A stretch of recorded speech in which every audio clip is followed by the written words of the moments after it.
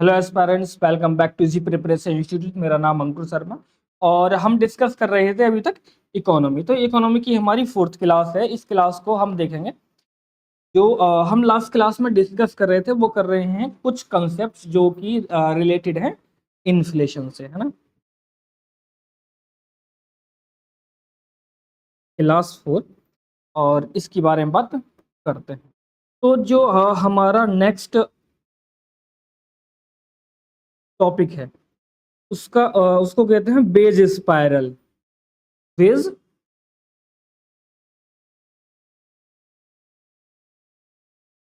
Beige spiral या wage price spiral भी उसको बोलते हैं।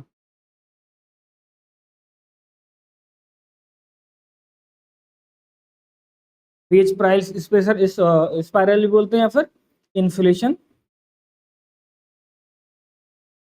स्पाइरल भी इसको बोला जाता है। तो बेज प्राइस स्पाइरल और इन्फ्लेशन स्पाइरल होता क्या है इसकी बात करते हैं। ठीक है। तो जो वेज होता है, जो वेतन होता है, और जो इन्फ्लेशन होता है, मैं लिख देता हूं यहाँ पर। वेज कह सकते हैं या जो इनकम है, उसमें क्या होता है, उसमें एक साइक्लिक रिलेशन होता है। साइक्लिक क्या होता है, रिलेशन होता है वेज के बीच में और जो इन्फ्लेशन है। मैं आपको समझाता हूँ कैसे। ठीक है। जैसे एक स्पाइरल तो आपने देखा है, कॉपी को स्पाइरल आप कराते हैं, इस तरह से होता है। तो मान लेते हैं इसके यहाँ पर मानते हैं वेज, वेतन, या इस साइड लेते हैं, वहां से अच्छा समझ में आएगा आपको। इस साइड में हम लेते हैं वेज। तो जैसे हम इसको ऐसे राउंड करके ऊपर चले तो हमारे यहाँ पर क्या हो जाएगा, ये मान लेते हैं यहाँ पर खर्चा कह सकते हैं ना, या मतलब इन्फ्लेशन कह सकते हैं। कहने का मतलब ये है कि जैसे जैसे व्यक्ति की इनकम आती है, मतलब सैलरी आती है या उसकी जो वेज है वो आती है, तो उसके पास पैसा बचता है। तो वो जो पैसा बचता है, तो जैसे जैसे वो उसके पास सेविंग्स ज्यादा बनती है, वैसे वैसे वो कंजप्शंस को या डिमांड को जनरेट करता है। और जब ज्यादा डिमांड जनरेट होगी और सप्लाई उसकी ना हो पाएगी टाइमली, तो कौन सी क्या होगा, इन्फ्लेशन होगा। जैसे कि मैं इसको साइड में रखता हूं और एक और चीज आपको ड्रॉ करके दिखाता हूं।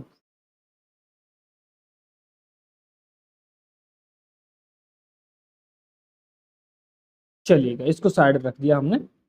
अब बात करते हैं कि पहले मेरी इनकम थी 10,000। ठीक। पहले मैं 10,000 पर मंथ कमा रहा था और मैं 5,000 खर्च कर दे रहा था।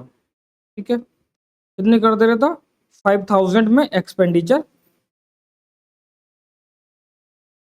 कर दे रहा था, खर्च कर दे रहा था। लेकिन अब मेरी इनकम जो है वो बढ़कर हो गई है कितनी, 15,000। तो सीधी सी बात है, जब मेरे पास ज्यादा पैसा आया है तो फिर मैं ज्यादा पैसा क्या करूंगा, एक्सपेंडिचर करूंगा। जैसे कि अगर मेरे पास कम रुपए हैं तो मैं पैदल चल रहा हूँ, जब मेरे पास ज्यादा रुपए आ जाएंगे तो मैं क्या करूँगा, स्प्लेंडर ले लूंगा, बाइक ले लूंगा। लेकिन जब और उससे भी ज्यादा आ जाएंगे तो फिर मैं पल्सर, अपाचे या अदर चीजों की तरफ मूव कर जाऊंगा। तो ये चीजें बताई जाती हैं स्पाइरल के लिए।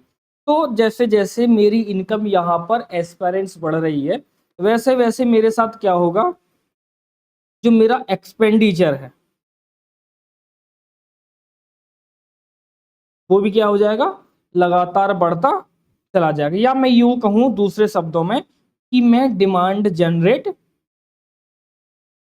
करना स्टार्ट कर दूंगा। डिमांड क्यों जनरेट करूंगा, क्योंकि भाई पहले मैं जाता था, घर से खाना लेके जाता था, मैं बाहर जाने लगा तो मेरे पास पैसे आने लगे, मैं बाहर की चाट पकौड़ी खाने लगा, जो स्ट्रीट फूड से दिल्ली उसके लिए फेमस भी है। तो ये सारी चीजें देखे जाते हैं। तो बेज स्पाइरल को मैं लिख देता हूं एक बार, और फिर इससे साथ आगे आगे चलते हैं।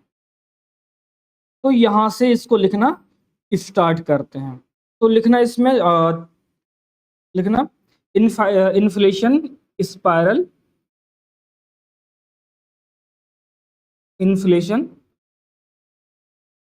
स्पाइरल और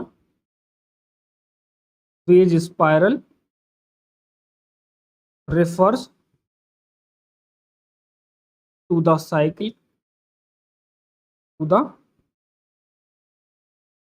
cyclic relationship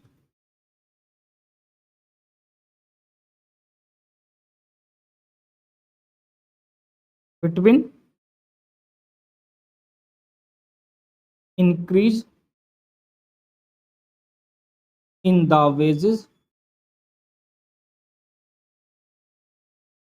and increase in inflation. ठीक है, तो यहाँ पर हमने दो चीजों को समझा कि जो यहाँ पर स्पाइरल है, जो वेज स्पाइरल है उसको हमने समझा, और उसके साथ साथ हमने ये भी देखा कि किस प्रकार से जो इस इन्फ्लेशन है उसके साथ साथ वो साइकिलिक बनाता है। जैसे नेक्स्ट स्लाइड, लास्ट स्लाइड में हमने देखा था कि जैसे जैसे हमारी वेज बढ़ेगी वैसे वैसे इन्फ्लेशन बढ़ता चला जाएगा। फिर हम यहाँ आएंगे, मान लेते हैं यहाँ 15,000 कमाने लगे हैं, तो फिर हम क्या करेंगे, डिमांड जनरेट करने लगेंगे, तो फिर से यहाँ पर इन्फ्लेशन फिर से ऑटोमेटिक बढ़ जाएगी। तो ये सारी चीजें यहाँ पर देखने को मिलती हैं, इसीलिए इसको क्या बोलते हैं, वेज स्पाइरल या इन्फ्लेशन स्पाइरल। तो इसके साथ मैं आपको थोड़ा सा इसमें एक रिलेशन और समझा देता हूँ। तो मैं यहाँ से जो मैंने आपको ये समझाया ना, इसको इरेज कर देता हूँ यहाँ, और यहाँ मैं दो चीजें लिख देता हूँ, एक फ्लो चार्ट से आपको नोट करा देता हूँ। फ्लो चार्ट में आपको क्या लिखना है, जैसे कि मान लिया हमने इनकम बढ़ रही है, जो मैं ऊपर की तरफ साइन लगा रहा हूँ इसका मतलब है इनकम बढ़ रही है। जब इनकम बढ़ रही है तो डिमांड ऑटोमेटिक क्या हो जाएगी, बढ़ जाएगी, और जैसे ही डिमांड बढ़ेगी तो प्राइस भी बढ़ जाएंगे, और इसी को क्या बोलते हैं, हम क्या बोलते हैं, एस्पेरेंट इन्फ्लेशन। इन्फ्लेशन बोलते हैं। तो ये है हमारा एक flow chart.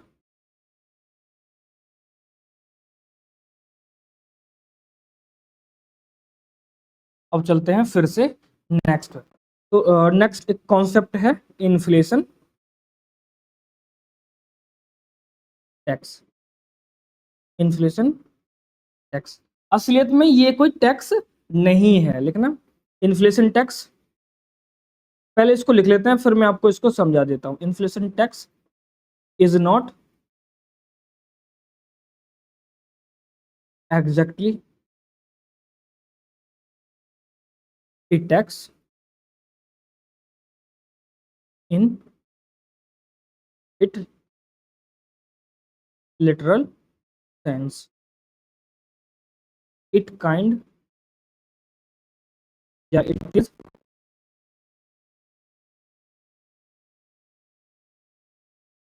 kind of loss. It is kind of loss caused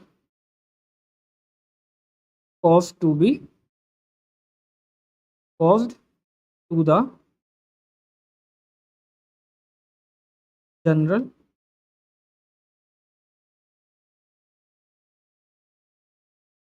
consumers by inflation। कि मतलब इसका क्या है, इसका मतलब ये है कि असलियत में इन्फ्लेशन टैक्स कोई इन्फ्लेशन टैक्स नहीं है, मतलब कोई टैक्स नहीं है, बल्कि ये उस वृद्धि को बताता है जो इन्फ्लेशन के कारण कंज्यूमर पर या कंज्यूमर पर एक्स्ट्रा पे करना पड़ता है। जैसे कि मान लेते हैं, ये पेन का एग्जांपल लेते हैं, तो जो मैं पेन पहले खरीद के ला रहा था एस्पेरेंट, मैं पहले ला रहा था 100 रुपए में, और मान लेते हैं कि 4% का या 5% का इन्फ्लेशन रेट बना हुआ है, 5% का मान लेते हैं ना, 5% क्या है, इन्फ्लेशन रेट है या रेट ऑफ इन्फ्लेशन है। तो अब मैं जो इस चीज को लाऊंगा, जो ये पेन को खरीद के ला रहा हूं, तो 105 रुपए में खरीद के ला रहा हूं, ठीक है। तो जो ये मैं 105 रुपए में अब खरीद रहा हूं, और जो ये 5 रुपए मेरे को एक्स्ट्रा देना पड़ रहा है, इसी को क्या बोले हैं, इसी को इन्फ्लेशन टैक्स कहते हैं। मतलब कोई एक ऐसी वसूली नहीं है कि गवर्नमेंट आपसे जबरदस्ती वसूली। जैसे अभी मैंने मेरा एक पेन है, मैंने पेन खरीदा तो जीएसटी आपको देना पड़ेगा, तो वो तो एक टैक्स है इनडायरेक्ट टैक्स है। लेकिन अगर ये पेन ऑटोमेटिक की प्राइस कितना हो जाए, 100 की बजाय 105 हो जाए, तो 5%, 5 रुपया जो मैं एक्स्ट्रा पे कर रहा हूँ वो एक टैक्स के रूप में बाहर पड़ रहा है मेरे। तो इसलिए इसको बोलते हैं कि इन्फ्लेशन के कारण ये जो भार कस्टमर पर या कंज्यूमर पर पड़ रहा है, इसी को क्या बोलते हैं, इन्फ्लेशन टैक्स बोलते हैं। ये फिर इसके साथ साथ थोड़ा सा और लिखेंगे इसमें, लिखना। For example,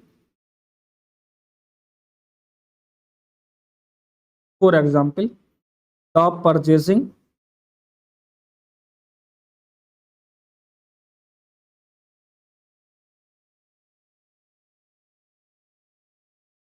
capacity of money falls down which the consumer has या had saved similarly the cost of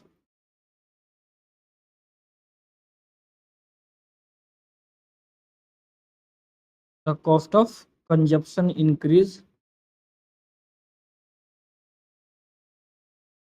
for the consumers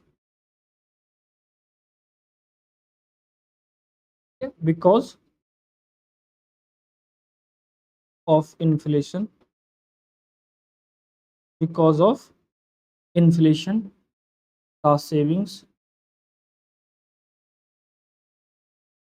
the savings of people fall as in the case of tax,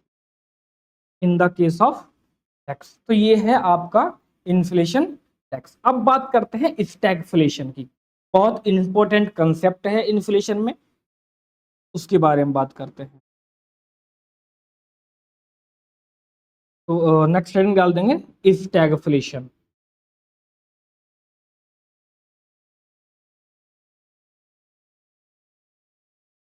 ये दो शब्दों से मिलकर बना है। वो दो कौन कौन से शब्द हैं? पहला है स्टैग, स्टैग का मतलब स्टैग्नेंट, और दूसरा फ्लेशन जो है इसका मतलब है इन्फ्लेशन, मुद्रा स्फीति, और इसका मतलब है थमी हुई, रुकी हुई या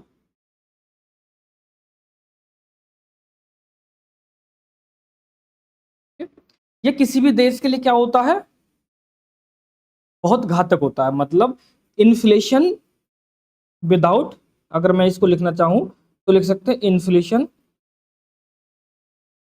विदाउट इकोनॉमिक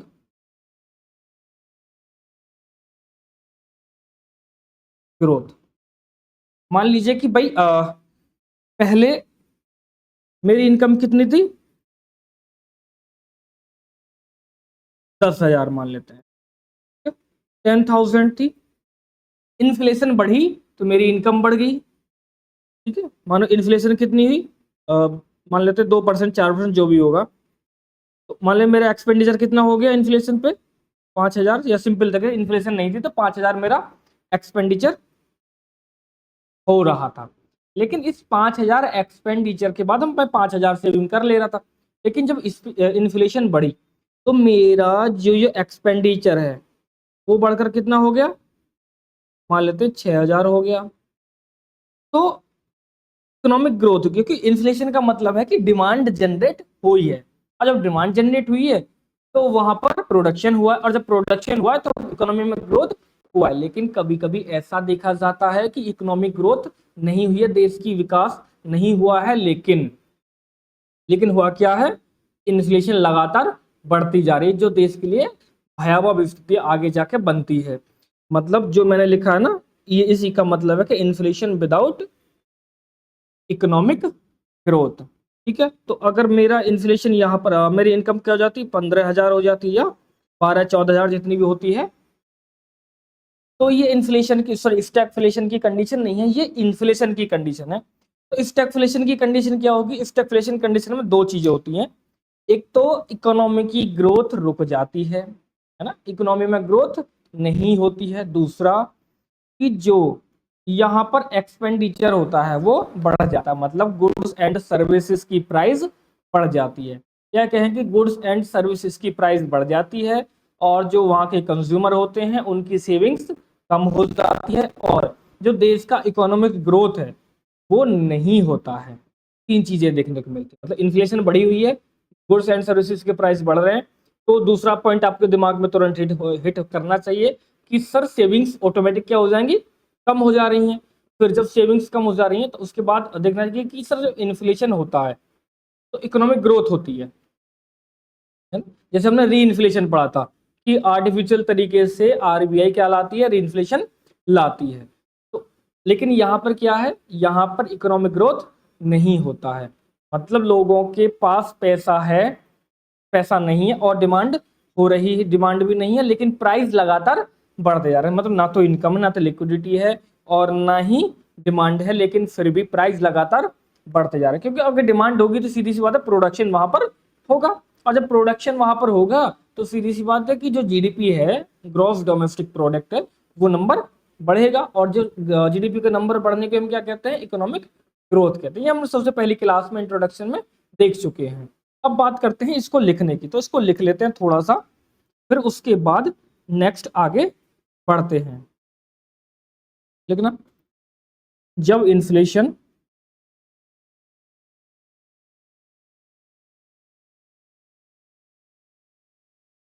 जब इन्फ्लेशन बिना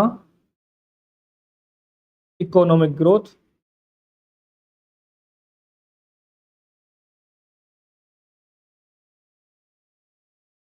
बिना इकोनॉमिक ग्रोथ के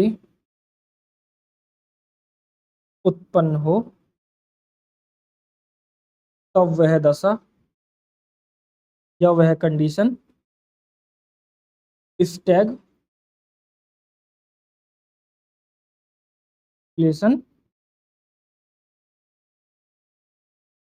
कहलाती है। क्लियर है इतना? ठीक है, और दूसरा पॉइंट लिखेंगे इसी में कि यह किसी भी देश की अर्थव्यवस्था के लिए, यह किसी भी देश की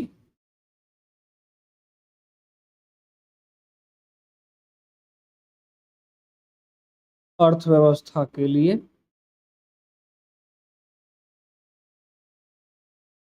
सर्वाधिक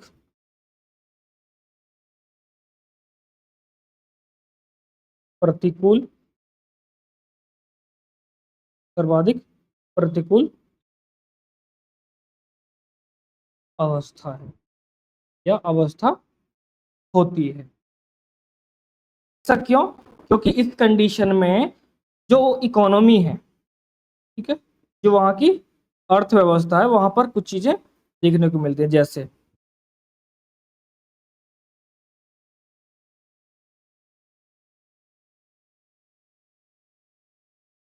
जो वहां पर इकोनॉमी है वहां पर देखने को मिलती है हाई इन्फ्लेशन और high unemployment.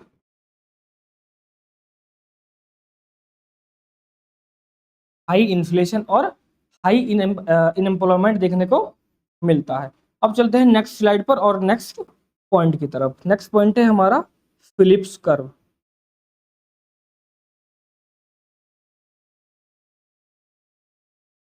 Philips curve, Phillips वक्र। न्यूजीलैंड के एक अर्थशास्त्री हैं अल्वान फिलिप्स। ठीक है, या ये लिख सकते हैं कि किसने दिया है, अल्वान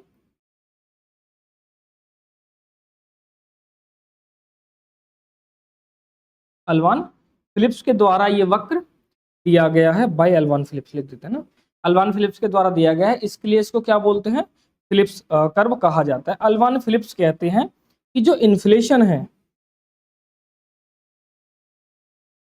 वो इनडायरेक्टली प्रोपोर्शनल होता है किसका, अनएम्प्लॉयमेंट का।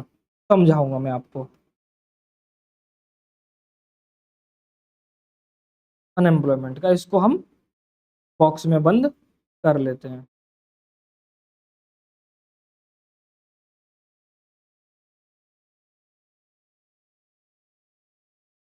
तो आपको ये ध्यान रखना है कि मतलब जब इन्फ्लेशन बढ़ता है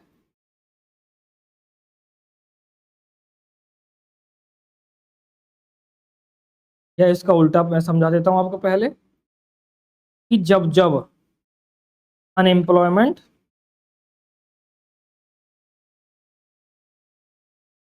क्या होता है, बढ़ता है, अनएम्प्लॉयमेंट जब जब बढ़ता है तो इन्फ्लेशन क्या होती है, घटती है। आइए इस लाइन को समझते हैं कि ये मैंने क्या लिख दिया, इन्फ्लेशन क्या होती है, घट जाती है। नेक्स्ट स्लाइड पर चलते हैं। मैंने कहा कि जब एम्प्लॉयमेंट या अनएम्प्लॉयमेंट क्या होता है, हाँ अन लिखा है ना, अनएम्प्लॉयमेंट बढ़ता है तो इन्फ्लेशन क्या हो जाती है, ऑटोमेटिक हट जाती है। जैसे मैंने कहा कि जो अनएम्प्लॉयमेंट है, जो बेरोजगारी है, वो बहुत ज़्यादा है, बेरोजगारी बहुत ज़्यादा है, तो इसका मैं दूसरा मतलब कह सकता हूँ कि लोगों के पास इनकम क्या है, इनकम ना के बराबर है, इनकम क्या है, कम है। जब इनकम नहीं है तो डिमांड क्या होगी, डिमांड भी नहीं होगी, और जब डिमांड नहीं होगी तो प्रोडक्शन भी नहीं होगा, और जब डिमांड नहीं होगी तो इसके साथ साथ एक और चीज यहां पर हो जाएगी कि जो प्राइस है, price of goods and services क्या हो जाएगा, ऑटोमेटिक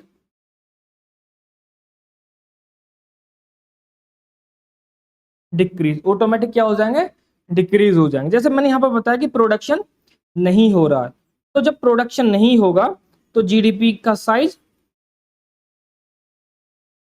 भी नहीं बढ़ेगा, है ना, स्टेबल हो जाएगा। और जीडीपी का साइज जब नहीं बढ़ेगा तो हम उसको कहते हैं कि इकोनॉमिक ग्रोथ नहीं है, economic growth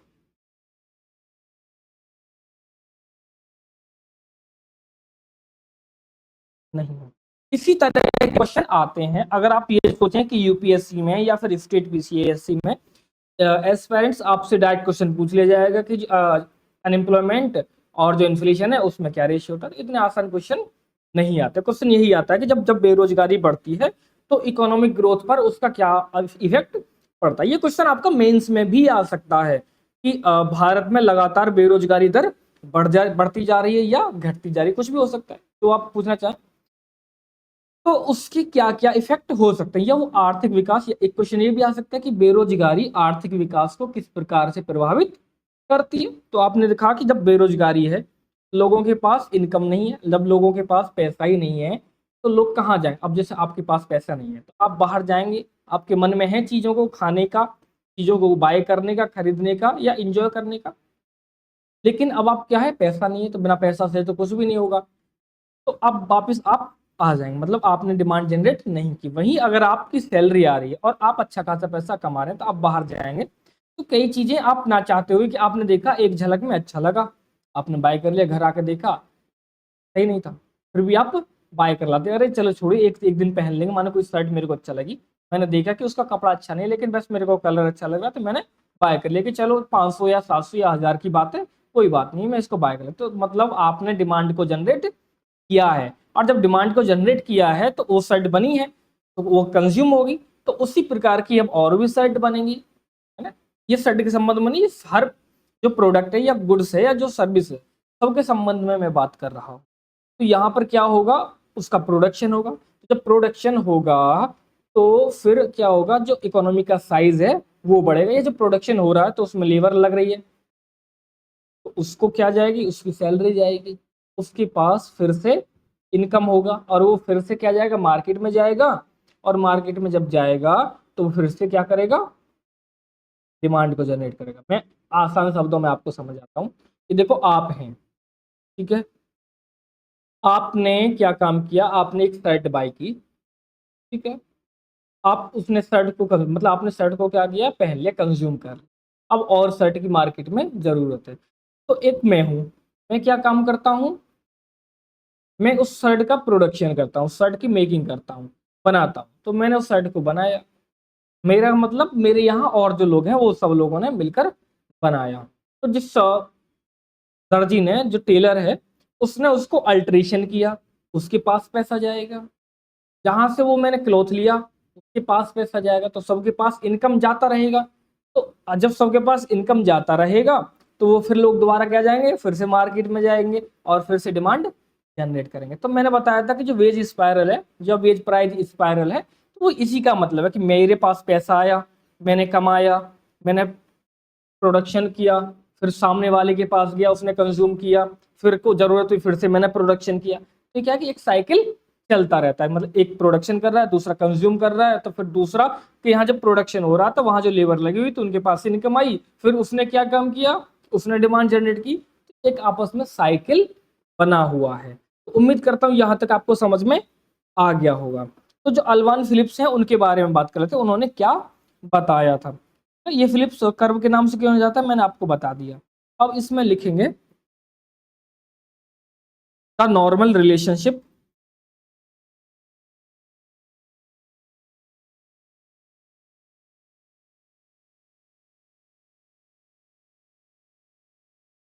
between unemployment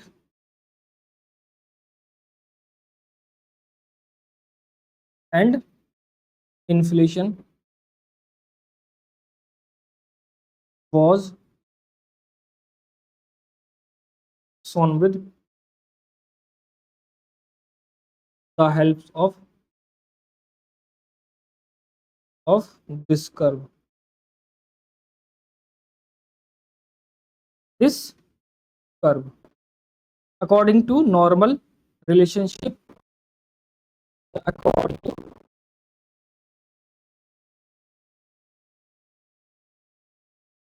normal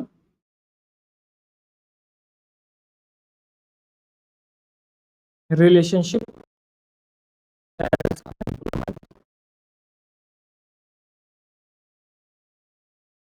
as unemployment rate increase, inflation, unemployment rate increase, inflation should automatically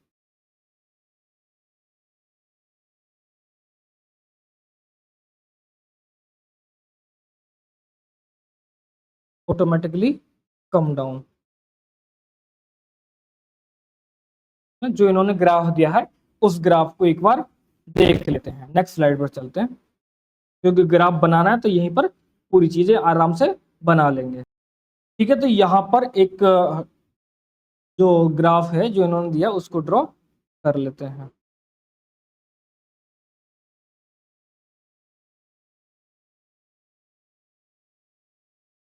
लेते हैं एक लाइन प्रकार से, ठीक है। तो और यहाँ पर लेते हैं अनएम्प्लॉयमेंट रेट।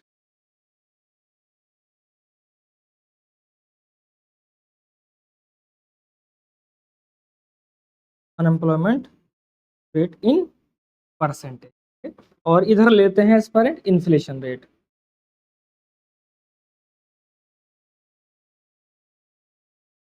ये भी परसेंटेज में ही ले लेते हैं। तो मेरे साथ ऐसे ही ड्रॉ करते चलेंगे, और यहाँ पर एक नंबरिंग कर लेते हैं। यहाँ पर 0, 2, 4, 6, 8, 10, 2, 4, 6, 8 और 10। तो इस तरह की हमने यहाँ पर नंबरिंग ले ली है। जरूरी नहीं आप भी यही ले सकते हैं, 1 2 3 4 5 6 7 भी ले सकते हैं, बस मेरे को आपको ग्राफ थोड़ा सा समझाना है। ठीक है, तो इन्होंने कहा है कि जैसे जैसे इन्फ्लेशन बढ़ती जाती है वैसे वैसे अनएम्प्लॉयमेंट कम होता चला जाता है। समझा देता हूं, देखो जैसे इन्होंने कहा, हमने माना कि इन्फ्लेशन रेट कितनी है 4%। ठीक है, 4% लेते हैं, तो एक मैं पहले आपको एक थोड़ा सा ग्राफ ड्रॉ कर देता हूँ, अगर इसमें मिलेगा मेरे को कुछ तो फिर देखते हैं।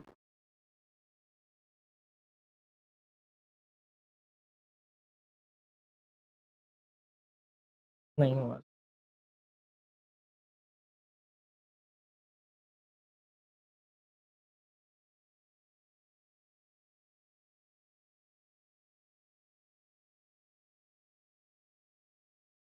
एक मिनट इसको इरेज कर देते हैं जरा थोड़ा सा यहाँ।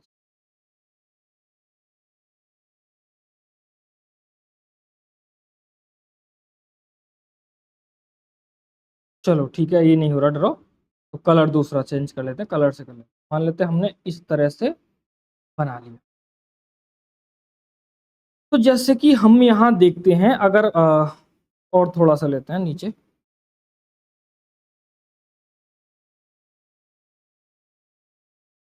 इस तरह से लेते हैं कि देखो जैसे मैं एक लाइन ड्रॉ करता हूँ यहाँ 2% पे। इन्फ्लेशन रेट हमने कहा 2% है भाई, इन्फ्लेशन रेट कितनी है 2%, तो अनएम्प्लॉयमेंट कितनी हो जा रही है 8%। मतलब दो के अगर हम देखते हैं कि अनएम्प्लॉयमेंट रेट कितनी है 8%, तो इन्फ्लेशन 2%, उल्टा भी कर सकते हैं या कह सकते हैं कि इन्फ्लेशन रेट 2% है तो अनएम्प्लॉयमेंट 8%। वहीं अगर हम देखते हैं इन्फ्लेशन रेट कितनी है, दूसरा कलर से ले लेते हैं, 8% है। ठीक है? तो यहाँ आ जाते हैं अब,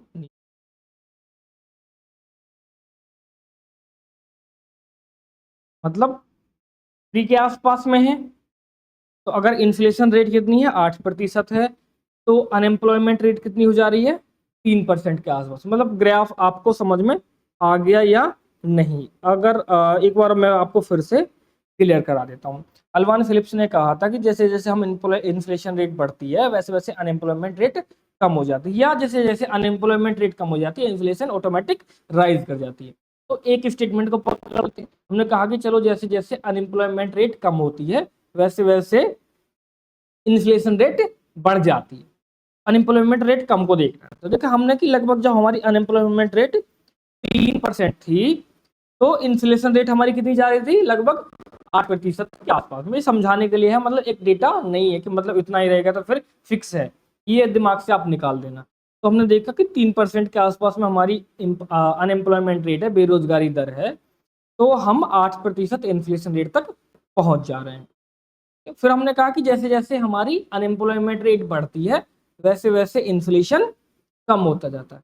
दूसरा पॉइंट देखते हैं कि अनएम्प्लॉयमेंट रेट कितनी है 8% है, तो अगर हम देखते हैं इन्फ्लेशन रेट को तो वो कितनी चली जाती है 2% के आसपास में जाती है। तो यही कर्व्स क्या क्या होता है, फिलिप्स कर्व, और फिलिप्स कर्व कहलाता है। और ये जो रहता है ये सिर्फ नॉर्मल कंडीशन को, ये नॉर्मल कंडीशन में लागू होता है। स्टैग्नेंट किया स्टैगफ्लेशन की कंडीशन में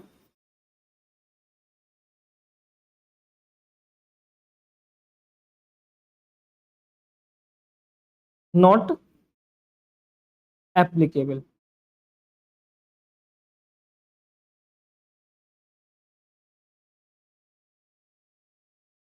नॉट एप्लीकेबल मतलब वहां पर इसको यूज नहीं किया जा सकता, मतलब ये उसको जो स्टैगफ्लेशन की कंडीशन है उसको दर्शाता नहीं है। तो इतना समझ लीजिए कि फिलिप्स कर्व सिर्फ और सिर्फ नॉर्मल कंडीशन में जो इकोनॉमी रहेगी वहां पर काम करता है, मतलब इसकी लिमिटेशन ये मान सकते हैं। अब बात करते हैं जो स्टैगफ्लेशन की कंडीशन है, तो एक और ग्राफ ड्रॉ करते हैं और चलते हैं नेक्स्ट स्लाइड पर।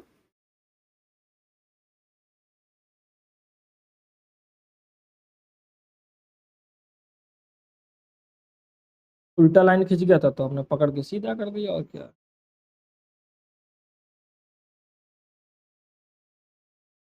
ठीक।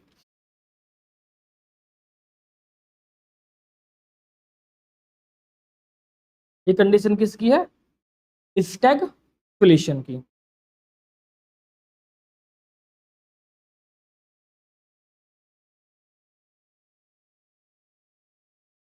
स्टैगफ्लेशन की। ये इधर क्या है? ये इन्फ्लेशन रेट है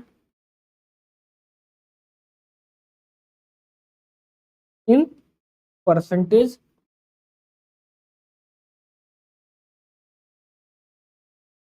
और ये क्या है? अनएम्प्लॉयमेंट रेट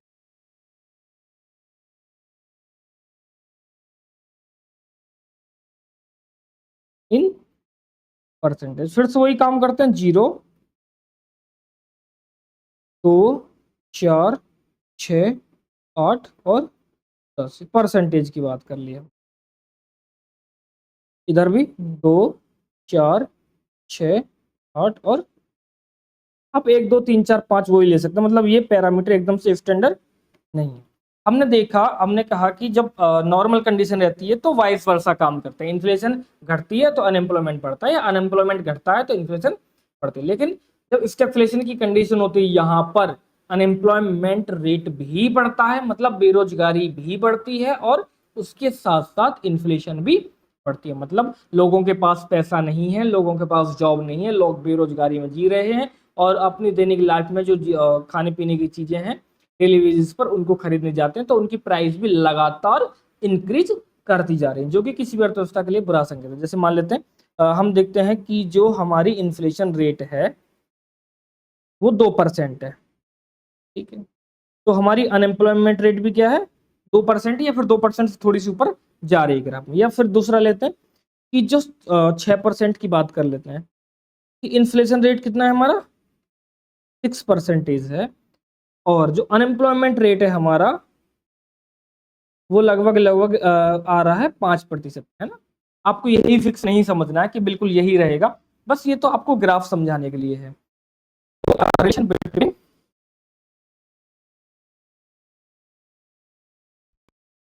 यहाँ से इरेज करते हैं और एक चीजें लिखते हैं, साइड को उठा देते हैं।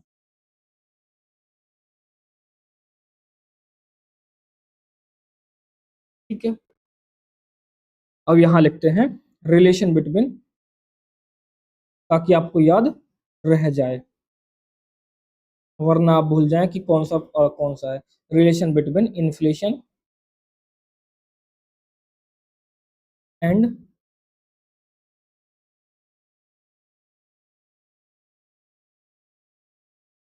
Unemployment during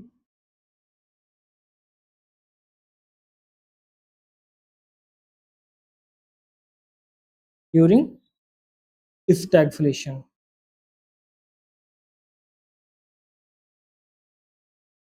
during stagflation.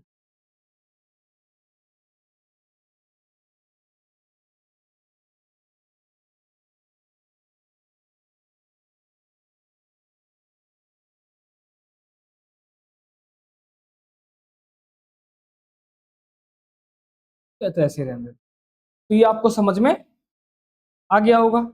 ठीक है, एक और चीज लिख लेंगे इसी के साथ साथ।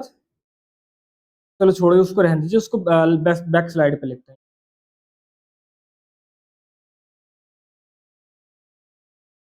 लिखना, this particular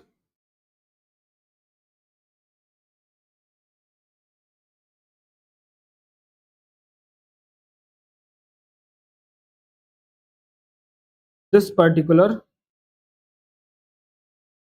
relationship is not follow in the case of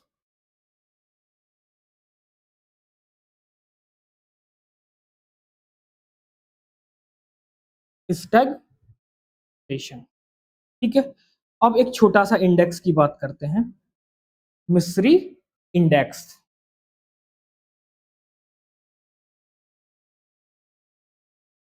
मिस्री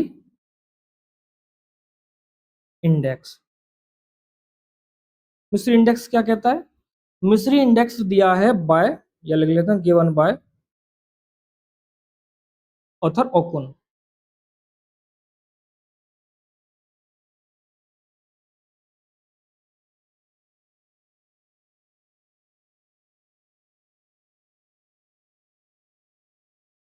ऑथर ओकुन, इन्होंने कहा है कि जब हम अनएम्प्लॉयमेंट रेट निकालते हैं, ठीक,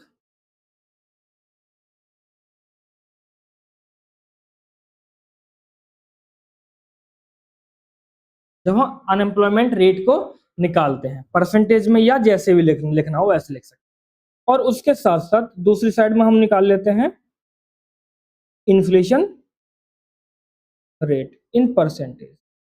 जब हम इन दोनों को ऐड कर देते हैं, इसको और इसको, तो क्या निकल के आता है सामने? मिस्री इंडेक्स निकल कर आता है। तो क्या मैं इसको ऐसे लिख दूं एक इक्वेशन के रूप में? Misery index is equal to unemployment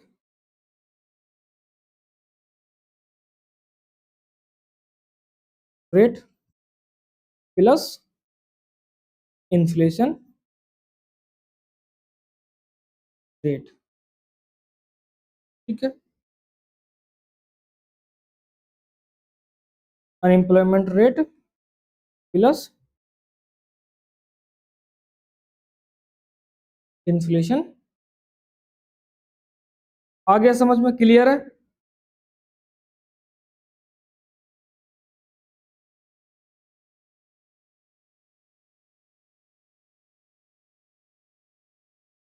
ठीक है, तो मेरे को सिर्फ इतनी सी बात आपको समझा। तो ये हो गए कुछ कंसेप्ट जो हमने देखे हैं, और आज कुछ टेक्निकल इशू आ रहे हैं बार बार, तो उसकी वजह से क्लास आज इतनी ही रहने देते हैं। जो बाद में कुछ टॉपिक और बचे हैं, जो कंसेप्ट बचे हैं, और जो कुछ टर्म वगैरह बची हैं, उनको देख लेंगे, या फिर दो तीन टर्म्स है उनको देख लेते हैं। चलो फिर उसके बाद बात करेंगे। अब दो शब्द आते हैं, श्रिंकफ्लेशन।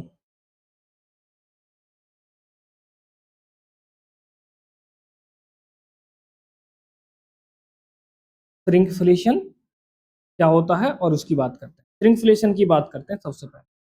तो श्रिंकफ्लेशन क्या होता है कि जब देखो आप जो होते हैं, कंज्यूमर जो होता है वो सबसे पहले क्या किसको ध्यान में रखता है? प्राइस को। तो ध्यान में रखता है प्राइस को, कि प्राइस क्या है। तो कंपनी क्या काम करती है? प्राइस को ना घटाकर, बल्कि क्वांटिटी को घटाकर आपको प्रोडक्ट बेच देती है। अगर इसका सबसे अच्छा मैं एग्जांपल देना चाहूँ, आप सब लोगों ने तो नहीं खाया होगा बचपन में, लेकिन हम लोगों ने बहुत खाया है, पार्ले जी बिस्किट। तो पार्ले जी बिस्कुट की अगर मैं बात करूं, तो वो कई अगर मैं कई दशक से बात करूं, तो सिर्फ 5 रुपए का है, ठीक है। पार्ले जी कितने रुपए का आता है? 5 का। आज भी 5 का आता था, और जब मैं बच्चा था जब भी 5 का ही आता था। लेकिन जब बिस्किट्स की संख्या उसमें ज्यादा थी, मतलब उसका वेट बहुत ज्यादा था। तो जब कंपनी अपने उत्पाद के मूल्य को या प्राइस को बिना घटाए या बढ़ाए, कंपनी क्या कर देती है? जो उसका उत्पाद होता है उसकी क्वांटिटी को घटा देती है। उसी को क्या बोलते हैं? श्रिंकफ्लेशन। मतलब श्रिंक कर गया, छोटा हो गया। जैसे कि पहले 20 बिस्किट आते थे शायद, फिर 18 कर दिए, 16 कर दिए, ऐसे अब छोटा छोटा बिस्किट उसमें आने लगा। मतलब वेट को कम कर दिया है। इसको लिख लेते हैं। श्रिंकफ्लेशन का मतलब क्या है? कि जब कोई कंपनी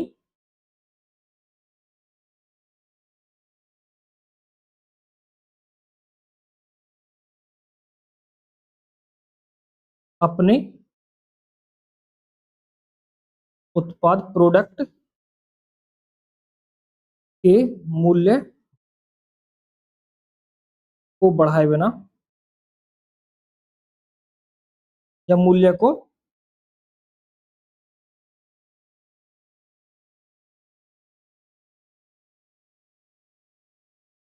स्थिर रखना चाहती है तो वह उस उत्पाद की मात्रा, क्वांटिटी को हटा देती है। इसे ही क्या बोलते हैं?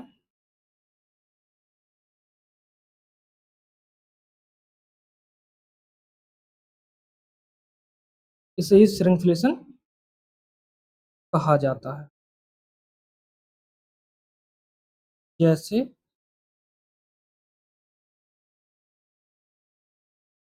पार्ले जी, ठीक है। या फिर रिन डिटर्जेंट भी ऐसे देखा होगा आपने, सदियों से वो, सॉरी सदियों से करो, कई दशकों से 10 रुपए का ही आ रहा है, अभी भी 10 का ही आता है शायद, इतना है। ये हो जाए श्रिंकफ्लेशन। अब एक और इसी से रिलेटेड शब्द है स्किमफ्लेशन, उसकी बात करते हैं। वो क्या होता है?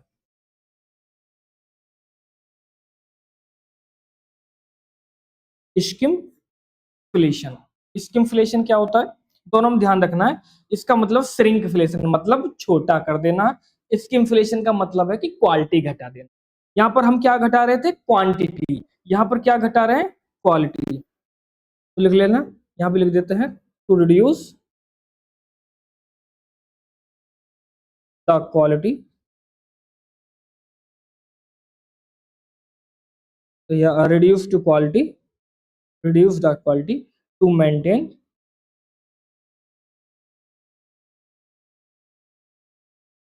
price of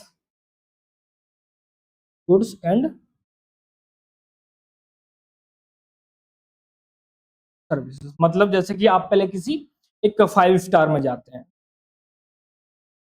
तो वहां पर आप एक थाली ऑर्डर करते हैं, खाने की सिंपल थाली ऑर्डर करते हैं, तो 30 या मतलब तो 300 की आती है, 300 रुपये की आती है। उसके साथ ही क्या ऐड है? उसके साथ ही एक वाटर की बोतल आती है, बिस्लरी आती है। तो एक्चुअल प्राइस क्या है? 280 और 20 रुपए की वाटर आ गया। तो इस मतलब ये हटा देता हूँ इसको, आप जब समझेंगे। तो आप किसको ध्यान में दे रहे हैं? 300 रुपये को। तो एक ये क्या है? थाली है और वाटर है। इन दोनों का प्राइस क्या है? 300 रुपये। और इसके साथ साथ आप जो बाहर निकलते हैं, जब जब भर के सौंप लेते हैं ना, वही हमारा जन्म सिद्ध अधिकार है, भर का पूरा सौंप लेते हैं, क्योंकि यही बचता है, और उसके फंकी लगा लेते हैं और उसको चबाते आते हैं। पैसा कहते हैं कि अगर वो नहीं मिला है तो फिर कहते हैं बहुत महंगा या क्वालिटी सही नहीं दे रहा है।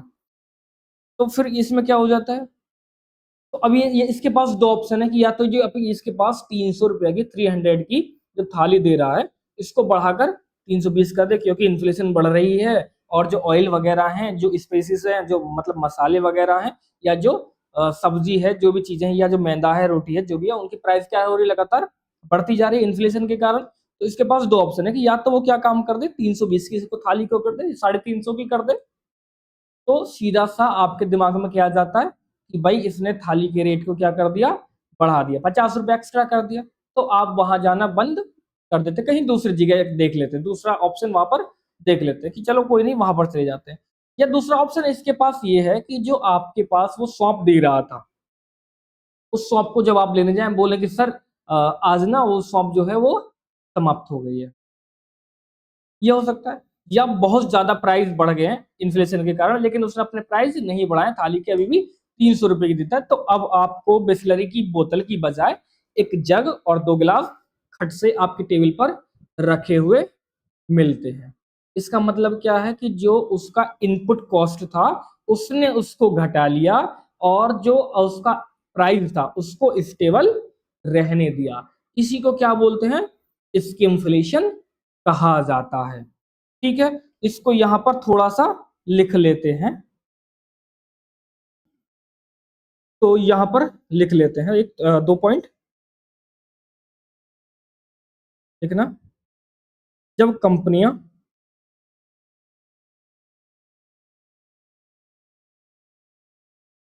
जब कंपनियां उच्च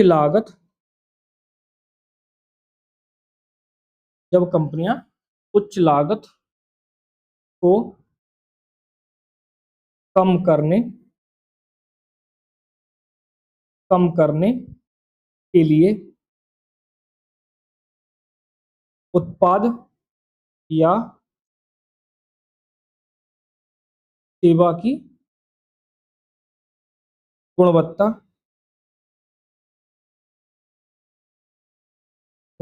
को कम कर दे, उसे क्या बोलते हैं, इन्फ्लेशन कहते हैं। जैसे कि आप गए पहले एसी में बैठते थे, अब उसने क्या काम कर दिया, 4 एसी लगी हुई थी, अब सिर्फ 2 एसी चलाता है। बोल देता है कि सर इनकी सर्विसेज होनी है या चीजें अदर चीजें, तो मतलब उसने अपना ऑपरेशनल कॉस्ट जो है, ऑपरेशनल चालन करने की जो उसके पास व्यय जाता है, एक्सपेंडिचर जो है, उसको क्या कर लिया, कम कर लिया, तो सेविंग्स ऑटोमेटिक बढ़ जाएंगी।